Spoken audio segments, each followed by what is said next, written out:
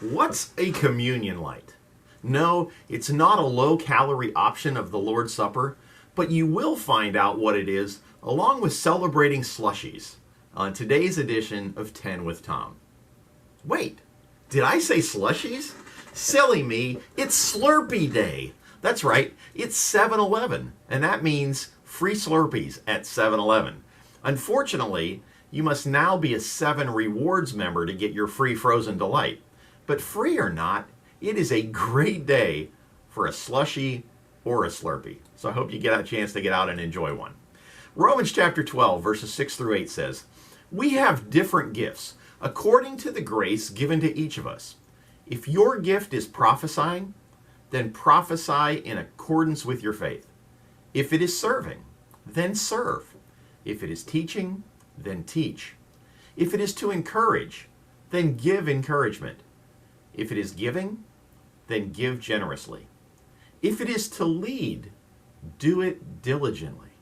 If it is to show mercy, do it cheerfully." Or as we read in verse 8 of the New Living Translation, if God has given you leadership ability, take the responsibility seriously. This morning, we want to look at 3 things that a leader shouldn't do, according to Jensen Franklin, the senior pastor of Free Chapel in Gainesville, Georgia, a multi-campus church with a global reach. His messages influence generations through modern-day technology and digital media. His televised broadcast, Kingdom Connection, and outreaches that put God's love and compassion into action. Jensen is also a New York Times best-selling author who speaks at conferences worldwide. Given his impressive resume, he should know a little bit about leadership. And here's what he has to say.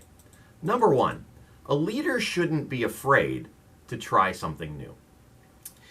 In Isaiah 43:19, God says, "See, I am doing a new thing. Now it springs up. Do you not perceive it? I am making a way in the wilderness and streams in the wasteland." If God can do new things, shouldn't we be open to new things as well? Some of the best moments in my 40 years of ministry have come when trying something totally new and out of character for me, but not out of character for God. As a leader, when you put someone in a new role, they will make mistakes. It's inevitable. But that is how we learn. Locking a person into the same routine that you have as a leader takes the wind right out of their sails. Instead, a good leader risks their failures and bites their lips as they begin to work their way into what is unknown to them. But God knows what they're capable of and the new ideas that may come from their creativity. Like a parent who prays harder when their teen takes the family car out for their first drive, a leader must accept that the challenges which frighten us are actually liberating to others. A good example of this is our sound guy, Ryan McCauley, a student just graduated from high school, but he's been working back there in the sound booth and handling all of our technology needs for a while now. And he has brought so many new things to that technology area in the back of the church. Added computers, monitors, he's added lighting, he's come up with a lot of really creative things that we can do with communion. And most recently, he came up with the communion light. And you're thinking, well, what is the communion light and how did this happen? A couple of weeks back, we were talking and talking about how when Will was here, Will would come over and knock on the door when it was time to get the students out of Bible study to receive communion. Well, with Will being gone, there's less help available in the sound booth. And so we've just kind of had to listen for a change in tone through the door as we're having Bible study. And sometimes we walk out in the middle of communion. Sometimes we almost miss the whole thing. And I said, it'd be really great if we had some kind of a signal that would let us know when it was time for communion. And he laughed and he said, well, you know, I have a disco ball at home. We could hang that up and we could make it light up or something when it was time. And then we talked about how radio stations and TV studios have a thing that says on air that comes on when it's time. And I said, for all the years I worked in radio, it's a shame I don't have one of those. And then we laughed and we kind of forgot about it, or at least I kind of forgot about it. Then 2 Sundays ago, I walked into the youth Sunday school room and I found this little thing. It's the communion lamp. And when I looked at it, I thought, oh, Pastor Allen must have something going on with his children's message this morning. And so didn't give it another thought. And then right before the service, Ryan said to me, hey, did you see the new addition to the youth room? And I'm like, no. And he said, you didn't see the lamp? And I said, oh, I did see that. And he pulled out his phone and he pushed a button. And we walked over and the light was blinking. And he said, when it's time for communion, I'm going to push this app on my phone and it's going to turn the light on. And the light blinks different colors so it captures our attention and it lets us know. Now that's something I never would have thought of. But Ryan had the idea, the creativity, and he made that innovation work. And it's going to be a great addition to the youth room every time we have communion. Now, the second thing that Jensen Franklin talks about that a leader shouldn't do, a leader shouldn't confuse individual loyalty with team building. 1 Corinthians chapter 3, verse 9 says, for we are co-workers in God's service. You are God's field, God's building. It is good to work closely with key individuals, but it is also important to stay connected to each other. As Romans 12, 4 and 5 says, for just as each of us has one body with many members, and these members do not all have the same function, so in Christ, we, though many, form one body, and each member belongs to all of the others. We belong to each other, and we need to stay connected. A good leader makes sure that everyone gets to be on the team, that they feel valued, and they learn how to interact with one another. An interesting thing I saw years ago was at Kiski Area High School outside of Pittsburgh. They had a very great football program, a wonderful coach by the name of Dick Diltz, and they had a fantastic marching band. At a lot of schools, marching bands and football teams just don't get along.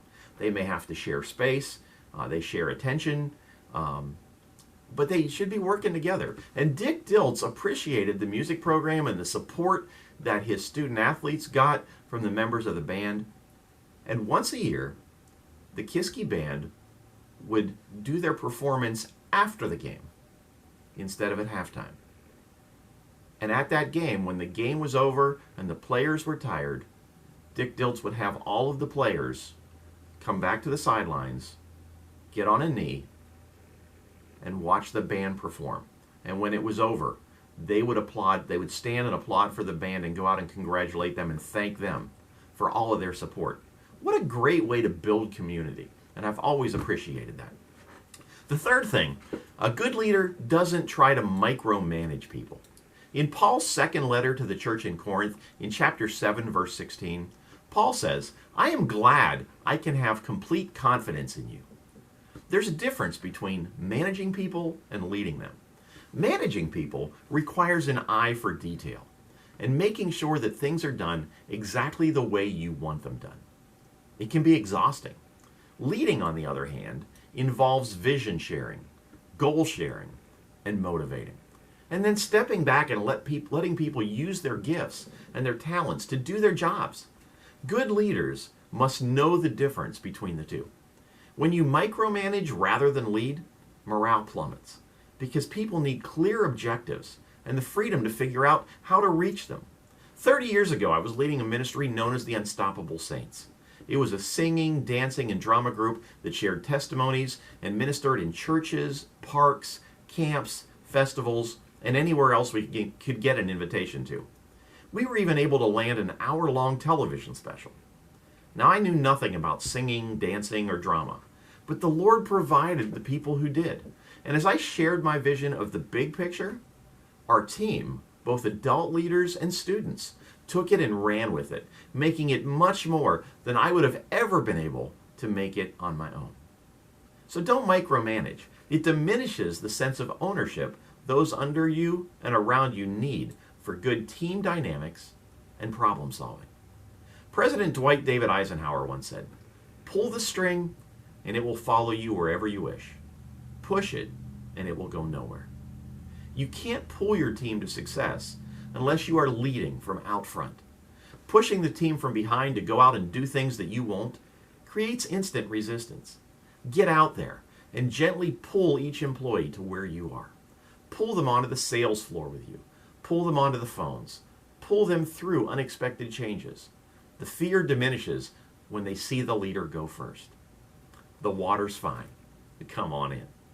If God has given you leadership ability, take the responsibility seriously. That's the word for you today. Just want to remind everybody that this Sunday is the Nick Patterson concert at 2 o'clock in the afternoon at the Village Church. We invite everybody to come out and not only hear some wonderful music, but hear Nick's incredible story. And so we invite you to be here Sunday at 2. Also, a reminder that we're still collecting cash, Target and Walmart gift cards, and school supplies and backpacks for our school closets at Osceola Elementary School, Piccolata Crossing Elementary School, Passetti Bay Middle School, and Tocoi Creek High School. The students from Tocoi Creek, led by TCHS senior Grace Smith, did an awesome job leading a neighborhood VBS at our church last week. And the Camp Out VBS helped to fill the school supply closet. But we always have room for more. And the Closet Fund is another example of letting someone else, in this case a middle school student, find a creative way to open a door for ministry in our local schools. We are forever grateful to Macy Conrad and Principal Jay Willits for coming up with a plan that by the end of this year will have contributed approximately $40,000 in cash, gift cards, and school supplies to benefit disadvantaged students in our area. If you would like to help, donations can be dropped off at the Village Church at World Golf Village through July 31st. Have a wonderful Monday and a great week, and I'll see you again on Friday.